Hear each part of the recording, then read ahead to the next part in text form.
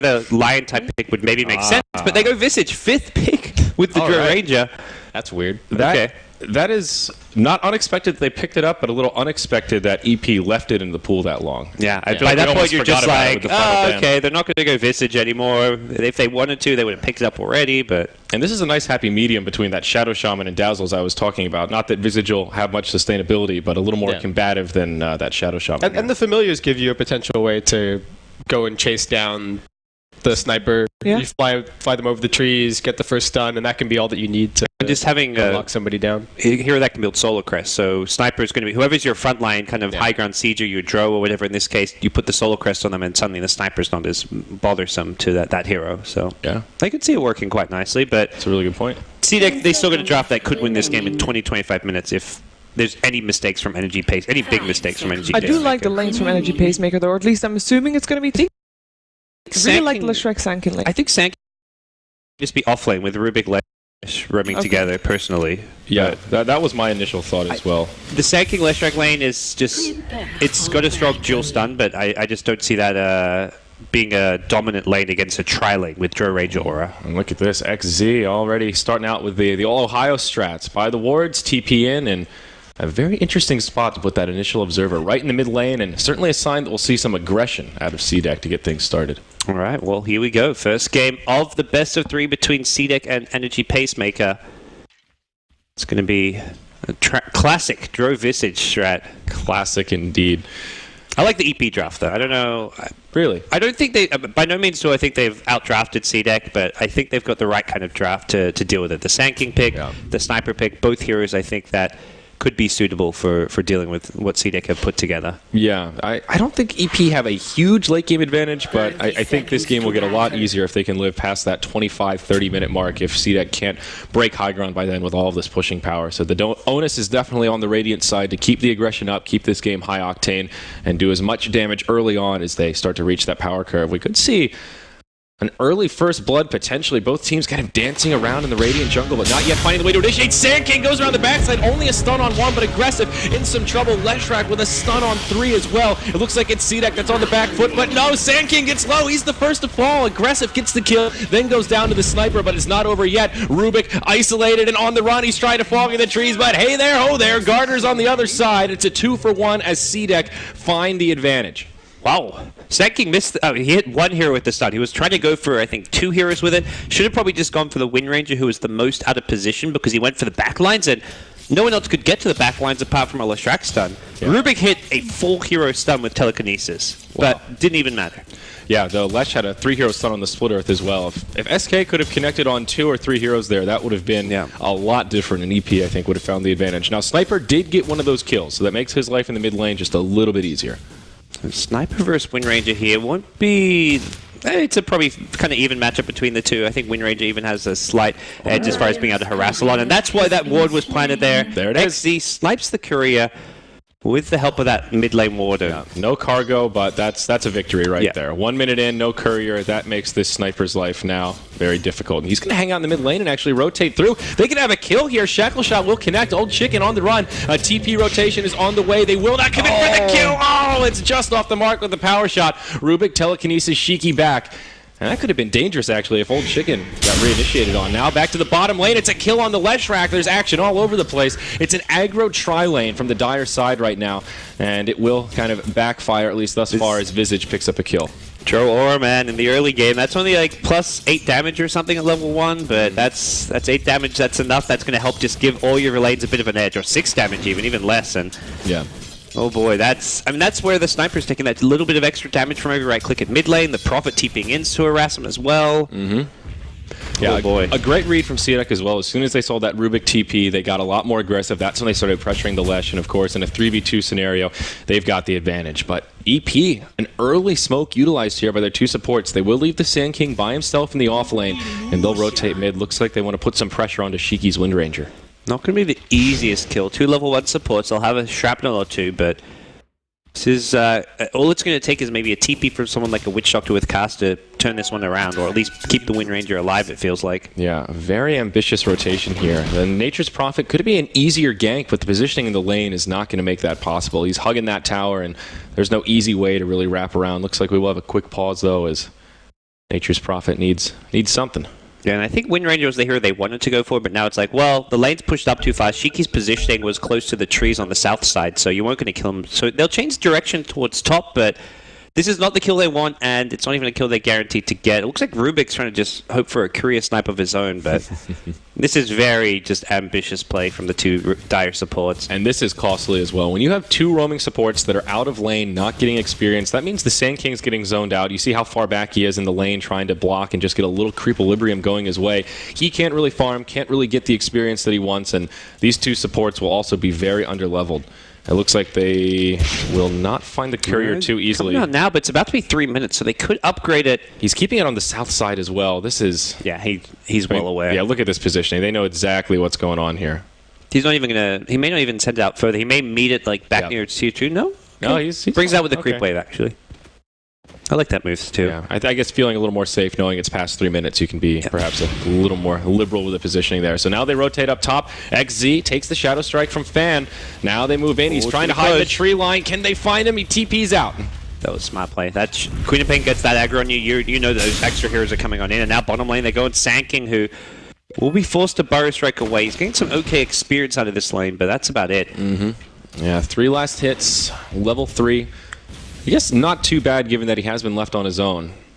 But of course, the Drow Ranger getting all the space she needs. Now, it's a safe lane co-op in the top lane. We haven't really seen her much as it's basically been a farm fest up there. But thoughts about Queen of Pain in the safe lane rather than Sniper? I think it's okay. It's a more of a lane-dominated. Sniper actually kind of excels in the mid lane just by the nature of it's being such a close distance between the two tier 1 towers. It's a lot easier to use Shrapnel to maximum effect. I think Sniper is actually most of the time more suited towards mid, but I think the big issue is this bottom lane fell apart. Queen of Pain should be able to 1v1 while they try lane down bottom, but the early rotations and ganks just were far better from CDEC. So Sand King does end up going down here. A little bit of a slideshow, but it appears CDEC did have the damage to just bring him down. Less rotation, just a little bit too slow. Uh-oh, Courier flying into the mid lane. They'll just go right for the hero. Sprout from XZ. No Quelling Blade. Wow, a Quelling Blade on the sniper. I think it arrived on the Courier and saved his life. Oh my. With the extra Wraith Band. That is a little bit lucky the way the timing worked out there for the Sniper, I have to admit. Shiki getting low, but he'll be just fine. So Quelling Blade on Sniper.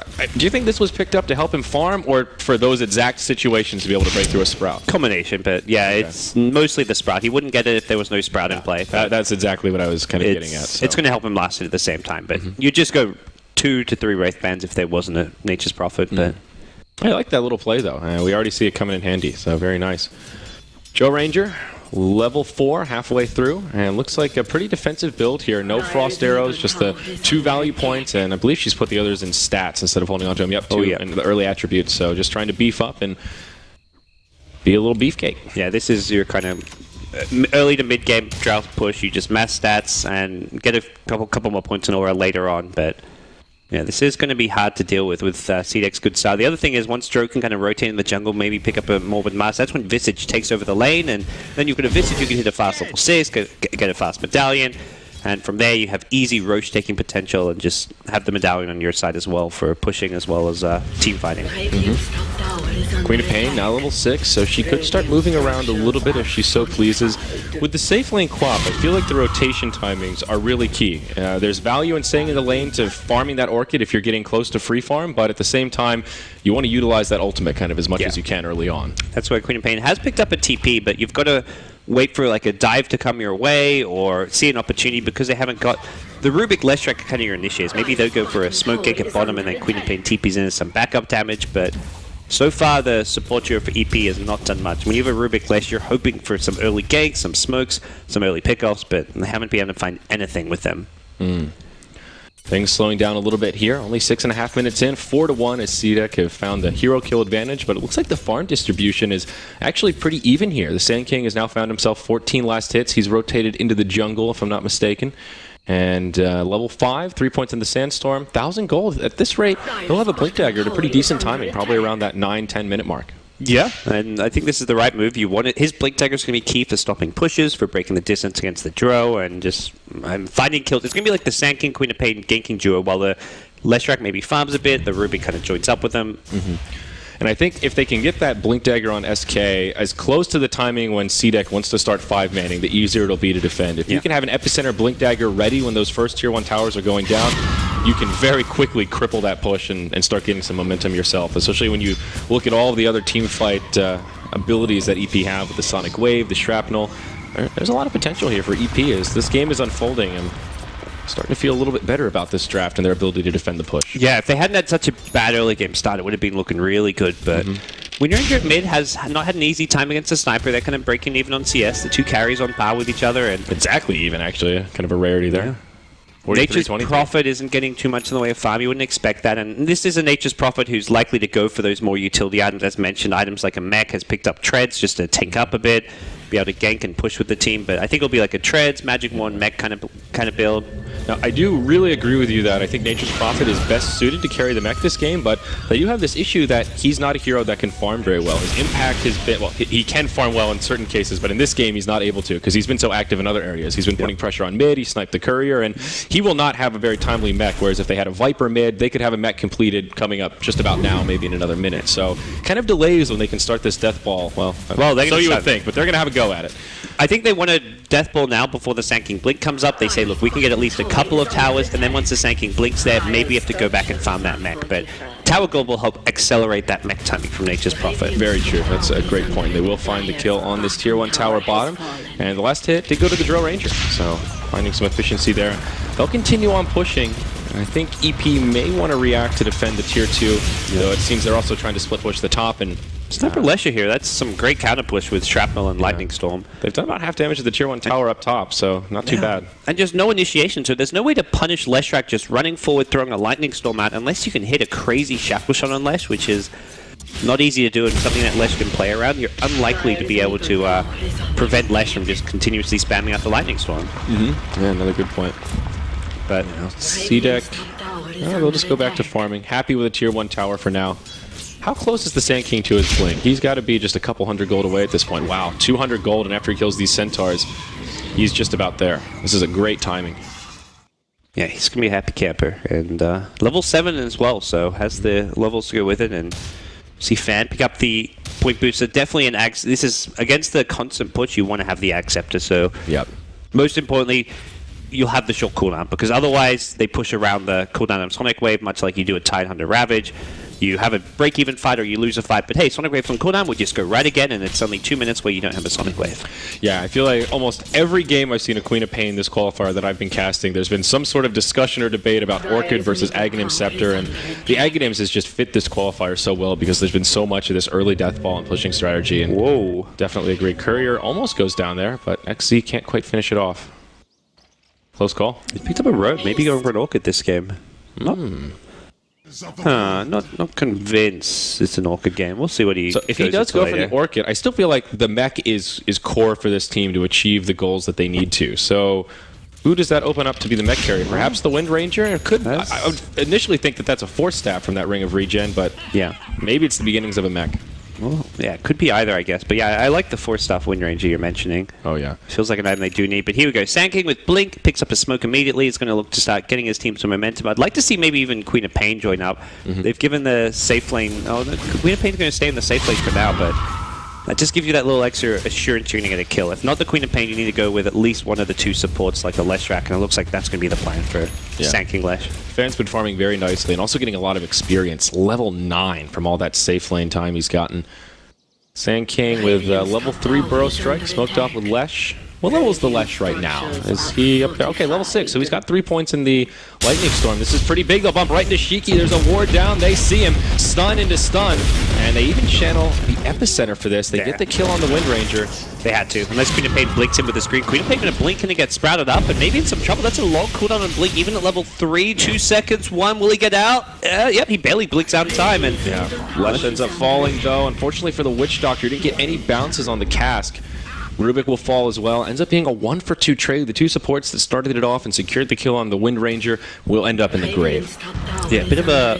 Queen of Pain kind of messed that one up a bit for EP. Blinked into a Sprout and took a lot of damage. Prophet trying to be sneaky again. He really hates this courier. He's going to go for the TP out. Burrow Strike. No mana. Oh. Wow. That was That was a very risky play. I mean, I guess he knew the Sand King was pretty low on mana, but that was very ambitious. Yeah, I was surprised to see the Epicenter because I was expecting the Queen of Pain to be a little more aggressive there and maybe drop her Sonic Wave to get things started rather than use the Epi in such a manner, but still... The Epicenter usage allows Queen of Pain to wait to blink in, although Queen of Pain did not wait and blinked into a really bad position there, unfortunately, which kind of led to CDEC actually breaking even on that fight. Even without killing the Queen of Pain, it could have gone a lot worse, or did go a lot worse for EP. Yeah, Witch Doctor, level 5 now, looking for that Death Ward ultimate, another key ability for CDEC, and Visage has achieved level 6, the big milestone for him whenever there's a Dro on the field. So now those pesky birds can start flying around and wreaking some havoc around the map. See, Visage pick up a Bassi Ring. I'm wondering if that's going to be like a Vlad's type build or just picking just casual Bassi for some extra armor and then build into the medallion.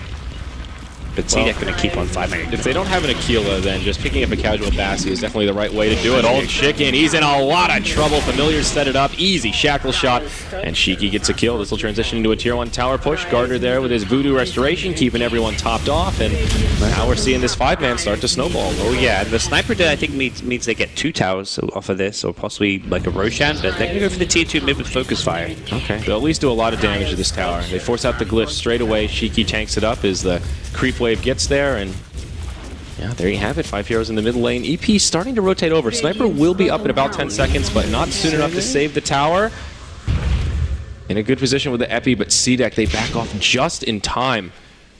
Hard to tell if that's just good game sense or what have you, but backing up right as the Epi becomes a threat. Yeah, and so the adds to the mech will be coming out on the Wind Ranger here as XZ continues to get his farm at top lane. It didn't look like a game where he was going to find too much farm, but now opening things up a little bit. The Sniper, though, causing him some problems. Assassinate. Oh, not quite. I don't know if it would have been enough damage anyhow. Well, it would cancel the TP out, which would be the big thing. Right, yeah. He should have started chilling it sooner, and then if Prophet doesn't TP, you start right-clicking, but it's a kind of tricky one to... Some mind games involved there. Old Sniper, you just close your eyes and hope for the RNG. New Sniper, a little bit different. Queen of Pain getting close to that Aghanims, though, here, Parker. Only 1,100 gold to go. And Fan will have that upgraded ultimate. Should have level 11 by then as well, so this Sonic Wave will be very scary. He is 0-0-0. It does feel like he should have maybe been a bit more involved in the game so far. Only 2 kills on the EP side with a Blink Sand King, a Queen of Pain, safe lane. Like, that to me is not how this game should be developing. It feels like he's playing this sort of like a Nyx Assassin would, where when he hits level 6, having the Vendetta available is almost scarier than using the Vendetta. And I feel like that's what he's doing with the Sonic Wave here. It's always available, so CDEC has to think the Sonic Wave could be coming at any time, rather than burning the cooldown and then they have that opportunity to push, as you were mentioning earlier. That would be my guess, but it does seem a bit peculiar. Yeah, and it means it's available for a 5-man push that comes with Epicenter plus Sonic Wave. The teamfight potential is pretty ridiculous. 15-minute mech completed by Shiki. Pretty good timing there. And, well, Wind Ranger, pretty low armor, but she makes up for it with the Wind Run evasion. And now she is a bit of a beefcake, and they don't have a melee hero, and this allows the Wind Ranger to sort of be in the stead of a frontliner. It's CDEC moving right into the Roche pit. Do they have a medallion out yet? I don't think the Visage has. No, he's right for the Aghanims. Okay. Big fan of this, just because the medallion helps when you go to push as well, because you can medallion up whoever's got the H in the front line, you just medallion them. And they're going to actually not go for this. Too worried about the Epicenter plus Sonic Wave combo. Yeah, that was a kind of an awkward play from CDEC. They didn't smoke in, they don't have a medallion, so they can't burst down Roche very quickly, and it's pretty reasonable that Energy Pacemaker would have some sort of vision in that quadrant of the map. Yeah, now EP Smoke, well actually Smoke and Invis on Old Chicken, but looks like they're just going to look to set up camp here in the Radiant jungle, and it does feel like CDEC aren't really that capable of pushing down towers like their lineup was designed to, just because EP have picked up enough counter push with the Lesh tanking Queen of Pain and a huge scary team fight. Yeah, a little counter-warding action there from the Lesh rank. Finds a minor victory for the team. Visage Familiar is in some trouble. One of them goes down. Mask of Madness makes this easy for the Old Chicken. And he'll find 200 gold in his pocket.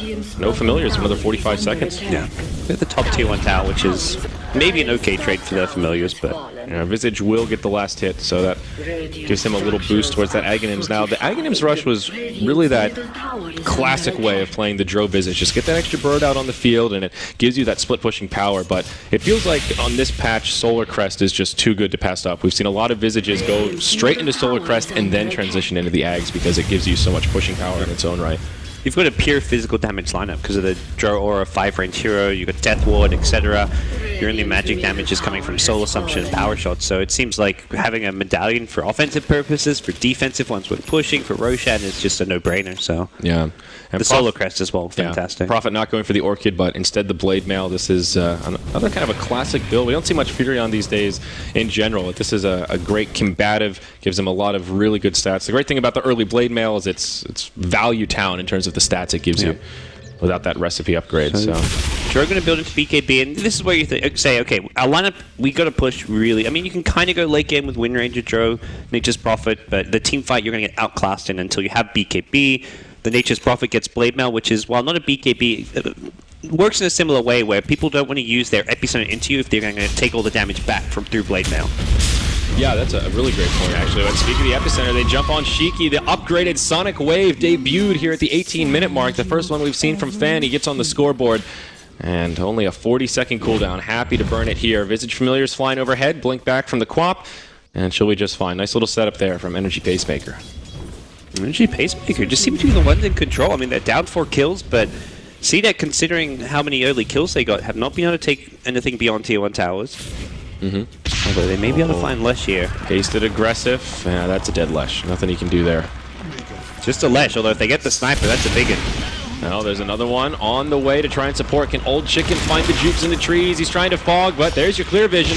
Out comes the Sprout. On the backside, Rubik's on the way, but Gus from aggressive. That'll shut him down pretty quick, and it turns into a disaster here for Energy Pacemaker. Fan will finish off the Nature's Prophet for a little cleanup, but still a triple kill for XZ. And Sniper in the grave. Yeah, going Rubik with the ulti as well. That was... Sniper just really deep, didn't have a TP out, and completely trapped and surrounded there. That was kind of unnecessary kills. The Leshrac is one thing, but the two on top of that. Even though it's a 1-for-3, though, the Queen of Pain got a lot out of that. A solo kill, gets all that experience, and shuts down the spree from the Nature's Prophet. She's now #1 on net worth, and honestly, I think that's not the worst thing ever for EP. It's going to get harder because now they can't... Well, we'll see. They're going to make maybe a move towards Roshan, but it looks like they're going to be here too late. If they had the medallion, this is a no-brainer, and there's no way EP can stop it. Without it, I think they had an opportunity, but they're going to come just a little too late. Could there be an Aegis snatch here? Nope, they won't go for it. And Shiki will secure the Aegis of the Immortal for himself on the Wind Ranger. Yeah, they were close to it, but...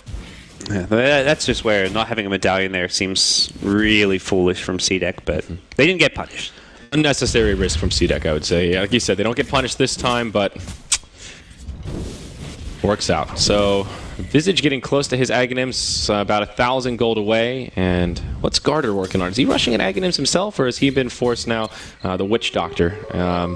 He's kind of poor. Yeah, it's got the urn. He's going just for the Glimmer Cape here, looking for the more value item so that he can just survive rather than go for the big damage. Kind of playing that 5 here. And the urn's nice because once you start pushing, if you get a kill or two, you have that long sustain for someone who's getting focused and burst down. But for the most part, it's going to be probably looking to take some Tier 2 towers while they've got the Aegis, and be careful about fighting and pushing around the big ulti team fight. Sanking really wants his level 11 at this point, though, and that's something which, without CDEC, maybe feel confident they can push down some Tier 2s.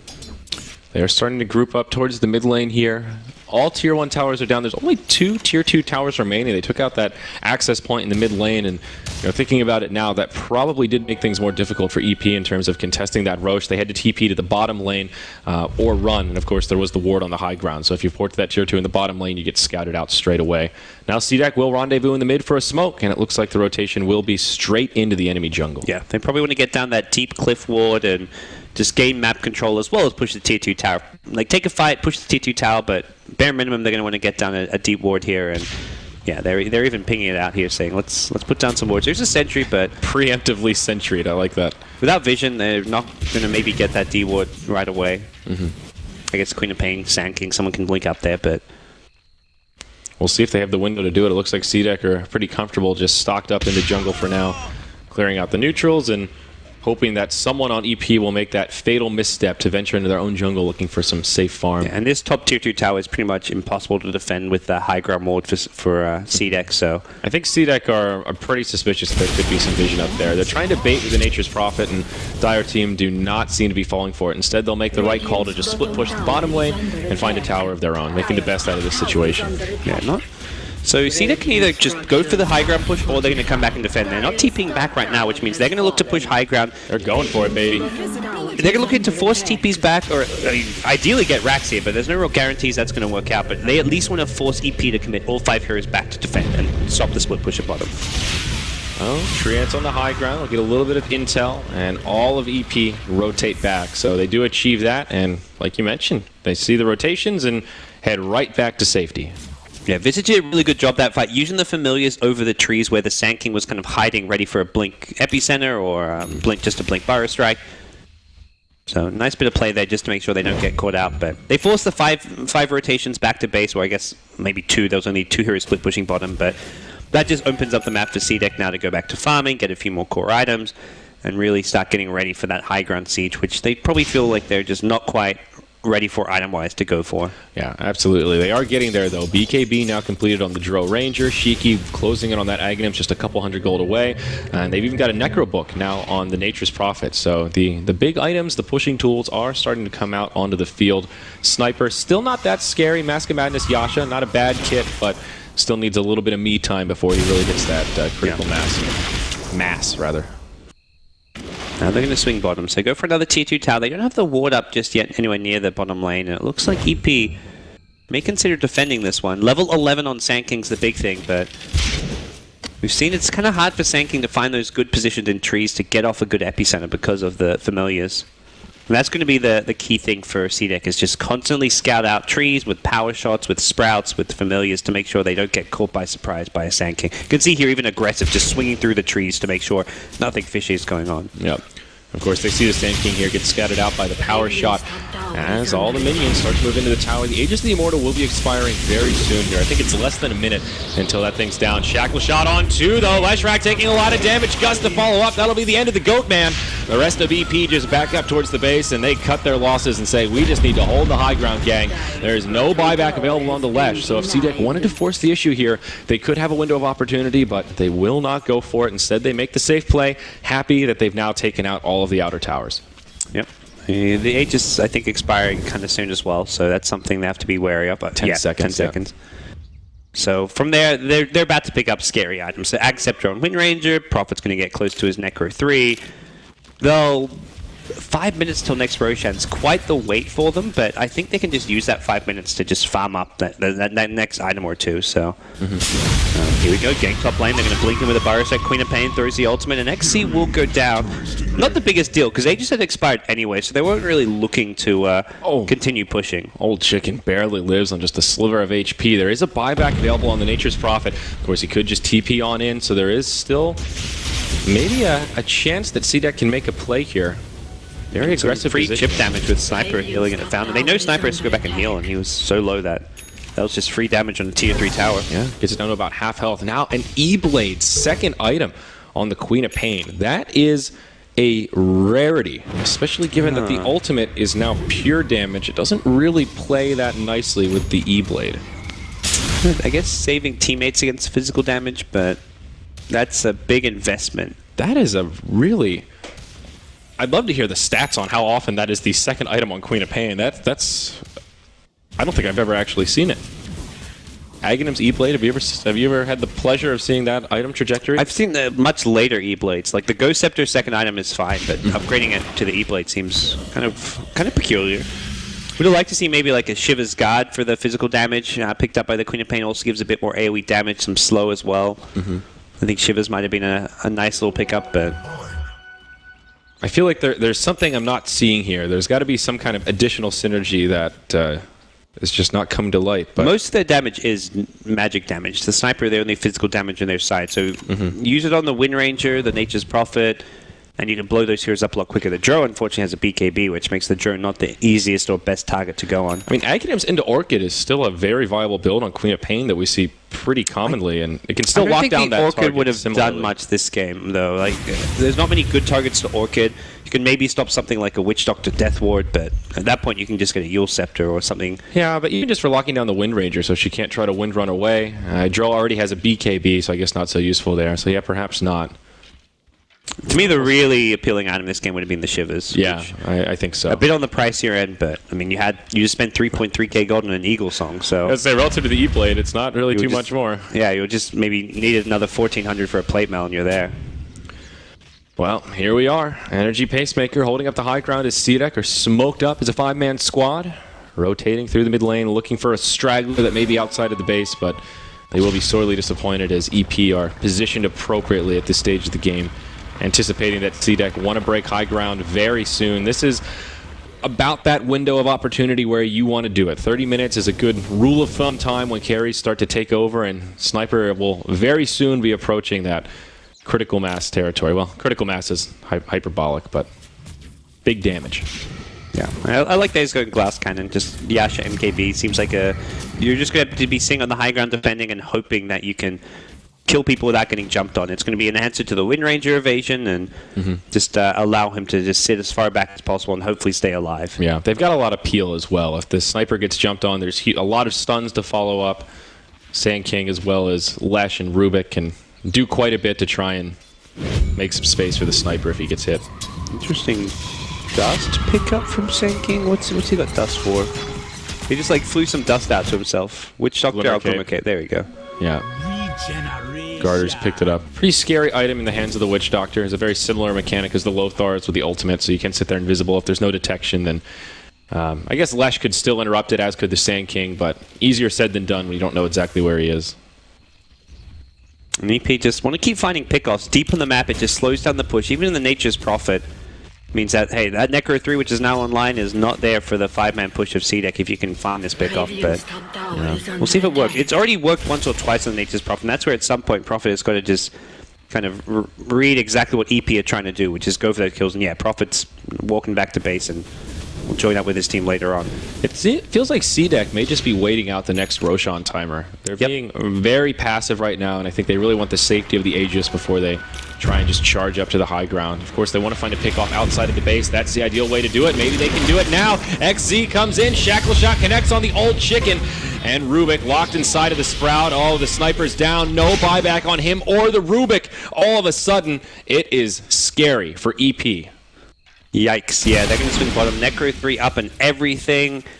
Oh boy, good luck defending. And all they used was the BKB on Drill Ranger. It was her 10-second BKB charge, but they still have all of their ultimates here. They've still got Visage Bird, still a Death Ward, still a Focus Fire. They've got to scout the Sand King. He's going for the Epicenter. They don't scout him out. Epicenter Burrow Strike. He goes to the Visage, who's one of the tankier heroes with that passive. And the Visage lives as well. The Mechs have to keep him alive. Fan with the Sonic Wave will finish off the Visage, but he has to pay with his life. Aggressive will end that dominating streak. They get the Tier 3 tower, and now the barracks are exposed. There's no defending this. It'll be at least one lane down. Can EP minimize their losses here? It looks like it perhaps. CDEC, will they back out? No, they'll stay aggressive. There is a buyback available on Queen of Pain, and they may need to burn it here. With the Aghanims, it would be worth it. That ultimate will be cooling down pretty quickly. Sniper just about to respawn, but they don't have a glyph. They need to defend as soon as possible. MKB just comes out on the Sniper. He won't have a buyback at all. He went all in on the item. Tier 3 tower down, stolen power shot does some good return damage. Nature's Prophet is in the grave. They won't get the second lane of barracks, but they do kill another Tier 3 tower. Visage Birds will get cleaned up on the way out, and maybe they can find some consolation keys. Will Scepter sets up onto Shiki, and okay, E-Blade blows him up as he drops the Sonic Wave. Well, they kind of cut their losses at the end. Cosmic Queen of Pain buyback, but they wiped apart CDEC and held on to their mid lane of Rax at least. I was a little surprised to see CDEC go for that mid lane. That felt very risky. Yeah. This is exactly why right here. Roshan up right around the corner. They don't know the exact timing, but they had to have known that he would be up soon. And that was, I think, close to max respawn on the Roshan, so if they can get this and prevent CDEC from getting an Aegis, that just gives them a huge amount of breathing room. This was going to be the Aegis that CDEC could end the game off of, where they just push high ground with it, so really big mistake from CDEC where they just feed away some lives and as a result lose Roshan. And now it goes Scepter up on Leshrac. So EP, of course, realizing there's a lot of physical damage on the Radiant side, itemizing very appropriately. It seems to be working out. You look at that net worth graph, and oh my, well, the experience graph tells a little more of a vibrant story, but you see that gold lead starting to plateau, and this is when the Dro Visage type strategies can start to get a little bit rocky. Of course, the split push is scary at every stage in the game, but they're losing a little bit of momentum here. They are going to go for pipe on Visage, which means they are going to have a pipe, maybe I'd even suggest going for like more like another BKB on someone like Nature's Prophet to keep him alive. Dro just wants to tank up, has SMY plus, okay, they're going to do a Butterfly, so more damage. But even the evasion could help against a lot of these heroes outside of the sniper and MKB. Do you think the Butterfly is still the right call, knowing that he went for an MKB kind of preemptively? I mean, Butterfly is still great outside of the evasion, gives you a lot of damage, great agility, so the aura is that much better, still a tempting item, but... I would have preferred the Scotty, I think, just because it gives you Agi plus survivability and the strength. Yeah, I would agree with that. As much as it's like, oh, you don't need the slow or anything like that, but to me, Scotty's just a great all-around tanky item. I would agree. Things getting interesting here at the 32-minute mark is EP showing a sign of life. Do you think Queen of Pain, will she go for the Shivas coming out next? We'll hear a Sonic Wave get burned to clear out a Creep Wave. 2,400 gold, still hasn't committed to anything else yet. Other items would be, like, if you want burst damage, you go for a Dagon or something, but... I guess that does synergize well with the E-Blade. Yeah. Just blow them up.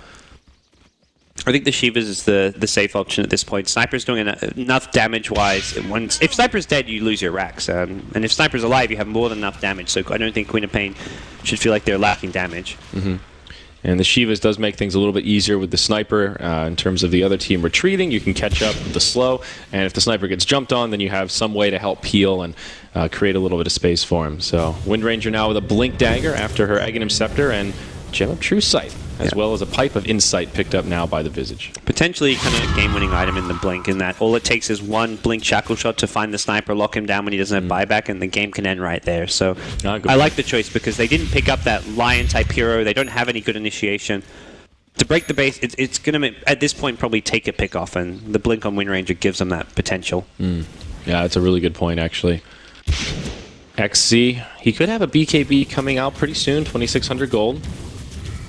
Looks like the Radiant team holding on to buybacks. I think for CDEC, if they want to break high ground, they need the Nature's Prophet to have a buyback. So if he does go down, he can buy back, TP back into the fight, and with these kind of strategies, that can be the little bit you need to tip the scales. Yeah, I like that idea. I'm also curious if they're going to just wait and farm for the Aegis to expire. Are they going to wait for another Roshan themselves? I'm wondering, just like, what kind of a timeline do they think their draft is on? Do you think they can afford to wait for the next Aegis? Hard to say. Like, the late game for EP, Sniper is obviously beastly in the late game, but he's very glass cannon. Queen of Pain has some late game potential, but you look at this Radiant side, they've got 4 heroes on 10k net worth. Their late game is looking fine with the amount of farm they have. Yeah, that's a fair point. A very even spread there. Visage scales very nicely. Wind Ranger, I feel, is often underestimated in terms of her late game carry potential, especially once the Aghanims comes out. If this ends up being a stalemate that goes on for another 25 minutes, she can start moving into the big damage dealing items and really be a scary force in these team fights. It's where, as much as their line was designed to win the game in 25 to 30 minutes and push, they can now decide, okay, that didn't work, let's go late game and just deal with things that way, because the Celestrak isn't really looking like a core, the Rubik is struggling to farm anything. E-Blade Drow. Interesting. Lots of E-Blades this I've seen E-Blade here or there against a hero like Sniper. If you're against a huge right-click damage carry, just throw the E-Blade at the Sniper and then kind of ignore the Sniper after that while you focus buildings or other heroes, but an interesting little pickup. It looks like CDEC, at the very least, will wait out this Aegis if they can. Still not sure if they're going to wait next Roche, but Aegis of the Immortal on the dire side with about a minute left before it expires. So they are biding their time pretty well, staying grouped up as a 5-man squad so they don't get jumped unaware. And holding on to an Alpha Wolf also for that extra little bit of damage. Sniper did go back for the Yasha to get some extra HP to his name. They are still ready with this smoke that XC picked up a little while ago. I guess they just don't want to smoke into the Aegis and try to find themselves in a terrible fight against the Sand King Queen of Pain AoE. And yeah, I think CDEC are just saying, like, we can kind of farm towards the late game, or at least go for a push around the time this Aegis expires and see what kind of happens from there. Maybe that's where they're going to use their smoke now. Okay. As the Aegis expires. There we go. I was about to say, that makes a lot more sense now that they are doing this. It seems like CDEC is really on point with timings in terms of ultimate cooldowns, Aegis expirations, that kind of stuff. They've just been executing very well on that front. All that thought, though, as Fan gets force stabbed out of the base. Silences the Death Ward, comes out, but the E-Blade buys him some time. Old Chicken takes a huge bout of burst damage, but no blood is shed. That results in a kill. Aggressive does burn his BKB. Now Visage gets caught by a stun. There's the Sonic Wave to follow up. Visage is down. Shiki can't mech him fast enough. Simply put, it's just not enough. They also get one of the Necro units. Nice 200 gold bounty going the way of Queen of Pain, and that's about as good of a hold as EP can hope for there. Oh yeah, they Some incredible. couldn't bring down the Queen of Pain fast enough. That's where just the lack of control really hurts them. Wind Ranger didn't actually hit the shackle shot, and yeah, they got a silence off, but more importantly, without the shackle shot landing, the Queen of Pain just self-E-blade, and there was no ability to damage and kill off the Queen of Pain. It was all physical damage. The force staff out of the base was interesting, but just wasn't enough to yield the kill. Was that a force staff by CDEC, do you know, or by EP? I'm not sure. It looked like an aggressive force staff to me, but it's hard to tell. They'll get a quick pick on the Nature's Prophet. Is there a force staff on the Radiant side? No, so that was a team force staff pushing him out. So a bit of a misplay there from EP, I guess. I think it's okay. Like, they're trying to focus him in one place. Yeah, you push him towards the enemy in some ways, but it makes it a lot harder. Like, some of their spells maybe miss. Like it also breaks shot. up the fight as well. Yeah. Queen of Pain's out of the base. They know she's pretty safe with the E-Blade, so then they have to make that split-second decision. Do we commit into the base and let Quap live, or do we try to commit for the Quap, in which case they're outside of the base? So in that regard, it is sort of a heads-up play. And right now, EP completely stabilized this game. They've got sniper farming. They're finding their pickoffs with the Queen of Pain Sand King. This duo has just been constantly on this Nature's Prophet, and yeah, Prophet's avoided a few of those ganks like we saw earlier, but in the current game, there's been enough pickoffs for EP to at least claw their way back in. Sand King channeling his internet skills here, just turtled up in the trees, waiting for someone to walk by and spring the trap. Fan will kind of do the same as he turtles up in that spot behind the Tier 1 tower rubble. He has an ulti orb, so see what his item of choice is going to be. Possible Lincolns, Hex, Skadi if he wants to go fighting in kind of tank mode. I would lean towards... I don't even know. I don't know if Hex is like a crazy big item to get this game. Just the lockdown in general is pretty good. It still gives you initiation tool to jump on the Dro so she can't BKB. Yep. I think there's some value there. And the ghostly warding spot, yeah. I feel like Queen of Pain with a Lincolns is unkillable because you're not getting shackle shotted at that point. But yeah, I think the extra lockdown and ability to kill a Dro is pretty nice. And the Dro's BKB is still pretty healthy. I think it's at 8 seconds right now. She's only used it twice, if I recall. Yep. So That's good news for CDEC at least. Yeah. A 5-second BKB at this point against like Sand King, Leshrac, really even hurts. stuff like Shrapnel is still annoying in the late game. And you can tell that EP are getting a little more comfortable in this game. 5-10 minutes ago, they were very defensive, kind of turtled in their base unless they found an opportunity to leave. And now they're looking for more aggressive opportunities. And CDEC, they're feeling the hurt. They're grouped up as a 4-man squad, smoked and ready to go. Nature's Prophet, the laggard who's farming in the meanwhile, and of course will TP in when this fight breaks out. Sand King gets the vision on the high ground. He does not break the smoke. I think he revealed the Alpha Wolf, maybe? He did. You're right. The Alpha Wolf is revealed, so they see it looking around. Shiki comes in. Shackle Shot connects on the Old Chicken. BKB used by Aggressive, but the Force Staff on Old Chicken, it keeps him alive. They still get a kill. The Sand King falls, but the sniper, the value target, stays alive. Yeah, Sand King ended up really out of position there. I don't think he maybe saw the Alpha Wolf, or if he did see it, he didn't realize what was going on and how many heroes were there, because he like burrowed off the cliff, didn't have Burrow Strike or Blink Dagger available, and was suddenly surrounded by 5 enemy heroes with a gem. He's like, okay, I can Sandstorm, but they see me. Yeah, there is a gem on the Wind Ranger, worth mentioning here. Now, Sand King does have a buyback, so there is still some hope to make this defense. Queen of Pain, happy to use her ultimate to clear out the creep wave like that with that short cooldown.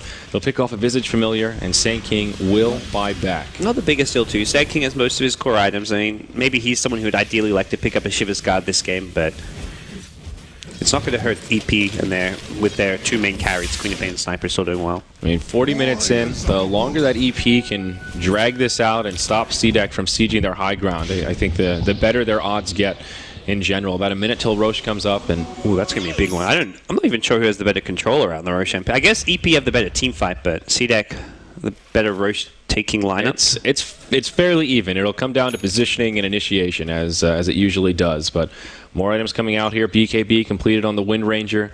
EP really hoping for a fast Roche respawn there. They smoked right into the pit. Now they're looking for pickoffs, but And keep the alpha, or there's a Radiant Alpha Wolf in there, so this will be scouted out.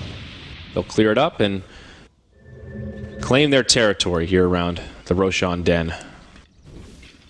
So CDEC have to be constantly wary of that. At the same time, CDEC aren't going to lose the game off of EP taking Roshan. Like we saw last time, but it's what allows CDEC to get another lane of Rax, having Aegis and Cheese this time. Oh, Hex out on Furion now. And a Linken's on the Sniper. So similar logic for the Queen of Pain, but now for the Sniper, Shackle Shot initiation is not going to be so easy. And there's nothing easy to break it for win rate. I guess, what is...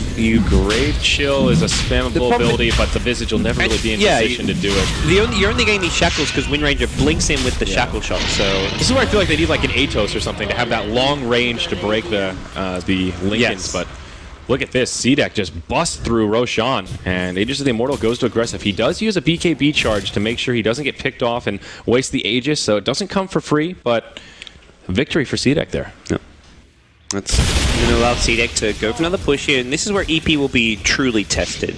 Defending high ground against Aegis and Cheese, as well as the double BKB on the CDEC side.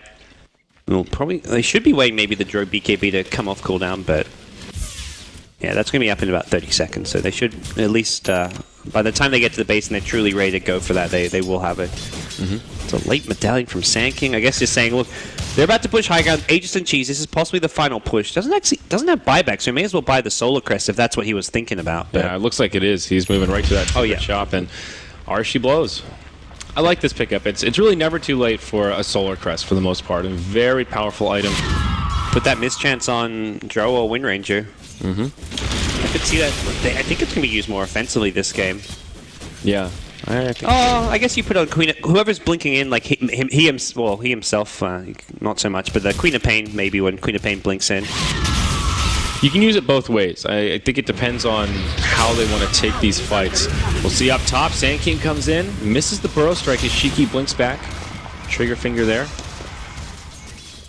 CDEC trying to find the right angle to initiate here. The mid lane of Barracks is still standing, though it is exposed. And they're kind of split. I like that they're split pushing a bit. If they go back to spy for one lane. It looks like it'll backfire, though. Hex catches the Nature's Prophet out a bit too far. Epicenter gets channeled. The gem hits the deck, but now Shiki pops the BKB, comes on in, and on the backside, Rubik forced to retreat. He's in a lot of trouble, but will live for now. Sand King now trying to make it back. The old chicken gets stunned up. So many low health heroes on the Dire side. And Sniper, he's stunned, but he's still alive. The Death Ward doing big damage, but it's not enough for the kill on Fan. Sand King does end up going down after all. Glyph used by the Dire side, and CDEC will now start sieging the high ground. Somehow the Sniper died on the backside.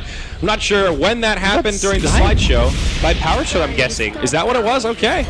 Visage. Okay, well, Wind Ranger got credit for the kill, but who the hell knows? Thank you, Perfect World. It's going to be a lane of Barracks here for CDEC. And they are close to Mega Creeps. EP has hung on so well, but at this stage, it's starting to fall apart. The Sonic Wave just tickles. They'll bring down the Leshrac after another Shackle Shot connects. Fan, he's forced to blink back defensively. Leshrac will buy back. No buyback on the Sniper or the Sand King.